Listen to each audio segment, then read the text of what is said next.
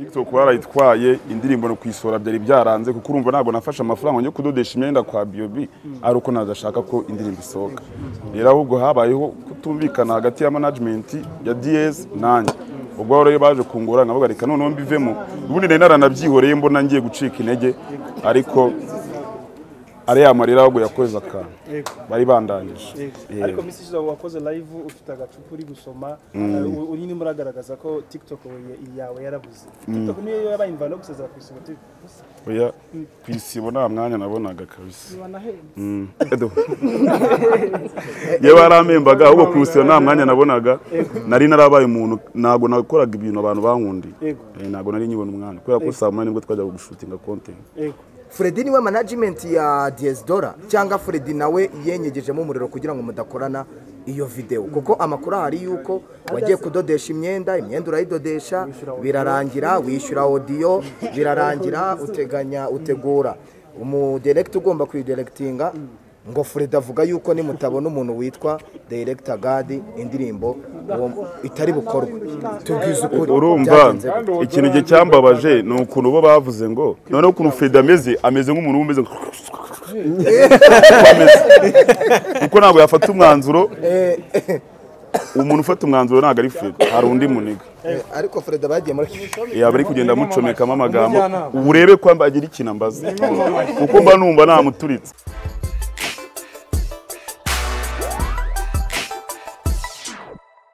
We introducing the benda uravuga uti indirimbo ye irepete tuyishyigikira ati no muvandimwe ariko amaze imisi arira kuri social media benda umwanya nuwawe indirimbo introducing irajya hanze nze gihe ki utwegere dusubize indirimbo repete iraza gihe ki atubwira nejo izasohoka ariko izasohoka rodi imbere yayo ariko yabanje ibibazo byinshi cyane kanaka yavuyemo warize dushireho umucyo imbere itangaza inyuma niba no habayemo iki se benda umunsi umufana udukurikiye musubize habayemo iki ikibazo habayemo kutumvikana na management ya DS yari biri inyuma urumva DS ntago aba ari umuntu uri aho ngaho nyine ntago mvugana nawe usibye kuba yagenda akarikodinga ubona vuganaga bo ni management yabo rero urumva DS aba yicariye aho ngaho ariko nkahangana na management aho DS yaje no kubabwira uti murebe ibiceri benda yashoye basi mumugire imwe muherezo mwabikemeye gute se kumukurikiye odizaza nawe arimo mwine mwabize arimo ariko ntabwo bizasohoka kubera aba batipe kabisa habaye imiki nyine kuri video yego dusobanura aba uko byagenze twarapanze dupanze arangije tudodesha imyenda ibyo tubabikora bashaka guhindura direct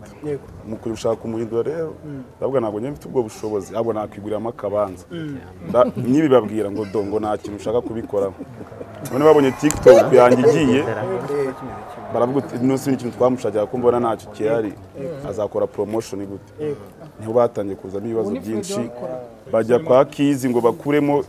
amajwi ya DS Kizi aranga kwibahereza indirimbo so indirimbo izazejo ariko message wakoze live ufite agacupa uri gusoma uri ni muragaragaza ko TikTok yawe yarabuze TikTok niyo yabaye imvano guseza kwisibo TV. Oya kwisibo nta mwanya nabonaga kabisa ye baramembaga ahubwo kwisibo nta mwanya nabonaga nari narabaye umuntu nago nakoraga ibintu abantu bankundi nago nari nyibona umwana kubera ko saa 8 nibwo twajya gushutinga content rero kandi saa 8 nibwo isibo nabaga mageze ariko se ugaragara kuri ufite icupa waturaga agahinda icupa nukuvuga ngo hari ukuntu Heineken si ikinyobwa cyiza abantu bakunda ari benshi n'igihe wasanga ari cyo wamamaza hariya Maria yajaga gushira ngongera ngasuka mande Freddy wagiye ugaragaza ko ari hano wagiye kuri live wavuze ko Freddy nawe ari mu bantu ugaragaza ko usa nkaho utanamuzi kandi umuzi Freddy ari hano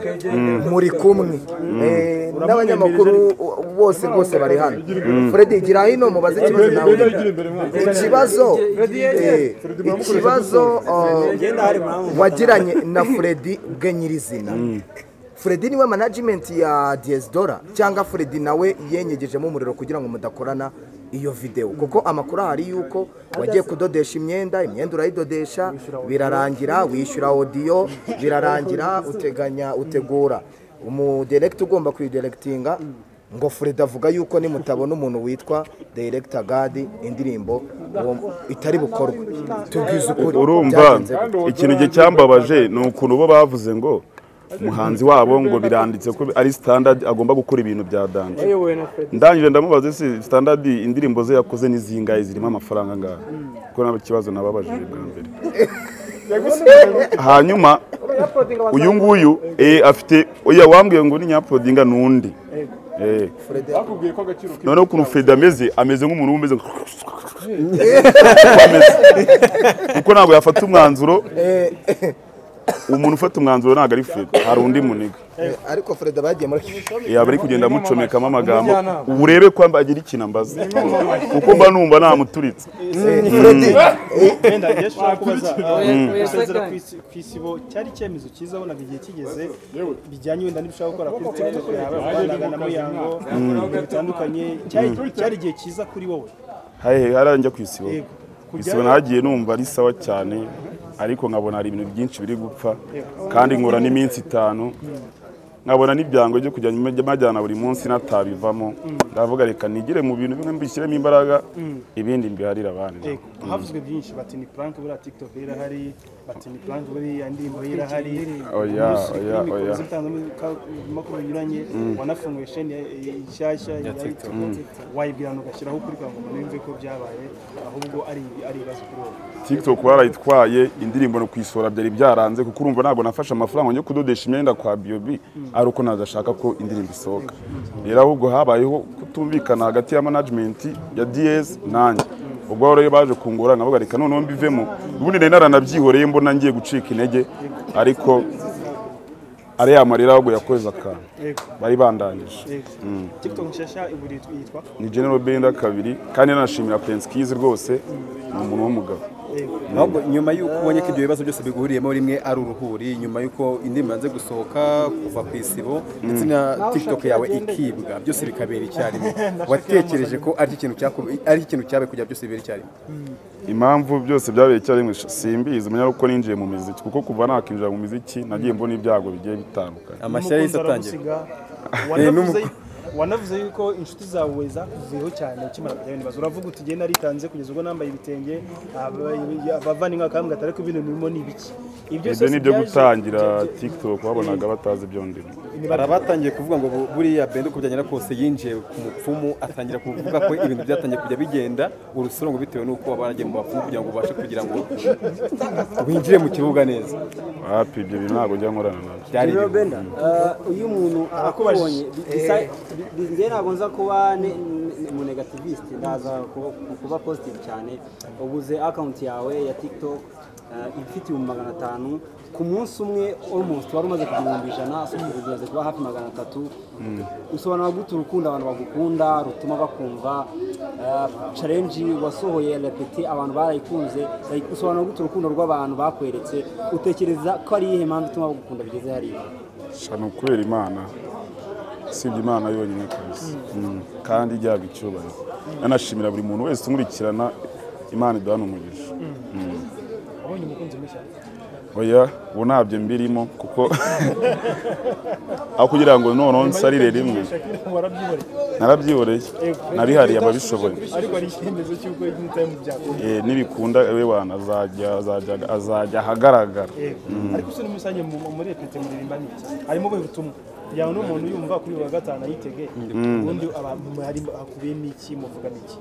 ubundi repete ni nko kuvuga ni nko kwa approaching umukobwa ushaka kumwemeza cyangwa ukanavuga ko ibintu by'inkundo wabivuyemo yo gushaka amafaranga asa n'ubushize tuganira muri ati ibintu byo guhuriza abanzi mu ndirimbo ngiye kubireka niyo ndirimbo ya mbere ni ya nyuma ngoze repete twakutega ko we wakomeza kugira ubushobozi afata akanda ko gushyushya indirimbo cyangwa wirabi ya mbere ni ya nyuma ntago ariyo ya nyuma ariko rwose narahamutse nzagerageza ngendekora nabo tuzumvikana nabwo nzajya mbanza mbipange neza kugira ngo mbigemo kuko ntabwo biri ari ibintu byo guhubukira uyu munsi umuntu akwata urutonde rw'ababyinnyi 5 mu Rwanda bakomeye General Benda yaza ku mwanya wa kane wa gatatu ubwo habanza Titi akakurikiraho ba Jordan Karas naza na Jaza agakurikira wakoze cyane wa merci kabisa